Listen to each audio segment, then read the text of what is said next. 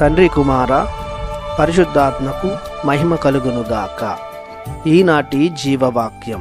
యేసు నామము కొరకు అవమానములు పొంద యోగ్యులమైతిమే. అపోస్తలుల చర్యలు 5వ అధ్యాయము 41వ వచనము.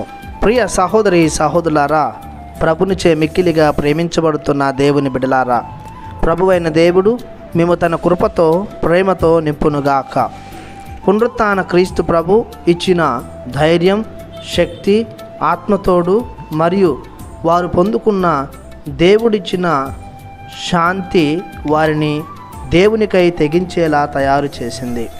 క్రీస్తు ప్రభుని పునరుత్థానం అనుగ్రహాలతో నింపబడిన వీరు క్రీస్తు సువార్తను, పరిచర్యను, మరణాన్ని, పునరుత్థానాలను ధీటుగా ప్రకటిస్తున్నారు. క్రీస్తు నామములో ఎంతో మందికి స్వస్థతలు దయచేస్తున్నారు. దయాల నుండి విడుదలను ఇస్తూ ఉన్నారు. యెరూషలేము పట్టణమంతా తిరుగుతూ క్రీస్తు దేవుని కుమారుడని ఆయన యందు విశ్వాసం ఉంచాలని బోధిస్తున్నారు. ఆ విషయం నచ్చనటువంటి యూద మత పెద్దలు, ధర్మశాస్త్ర బోధకులు క్రీస్తు శిష్యులైన పేతురు, యోహానులను వారిస్తున్నారు, ఖండిస్తున్నారు. క్రీస్తు నామములో బోధించవద్దని కారాగారంలో ఉంచారు. పెద్దలతో కొరడా దెబ్బలు కొట్టించారు. అయినప్పటికీ వారు క్రీస్తు నామములో పొందిన భాగ్యాలతో పాటు అవమానాలను కూడా అంగీకరిస్తున్నారు. ప్రభుని నామములో పొందుకొను అవమానములు, నిందలు, హింసలు వారికి తృప్తినే కలిగిస్తున్నవి.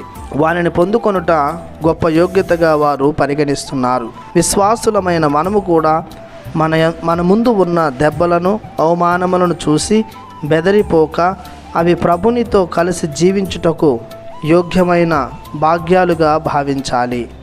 ప్రార్థించుదము. కృపా సత్య సంపూర్ణుడైన మా దేవా, మీ అపార అనుగ్రహాలకు గాను మీకు వందనాలు, స్తుతులు, స్తోత్రములు చెల్లిస్తున్నాము.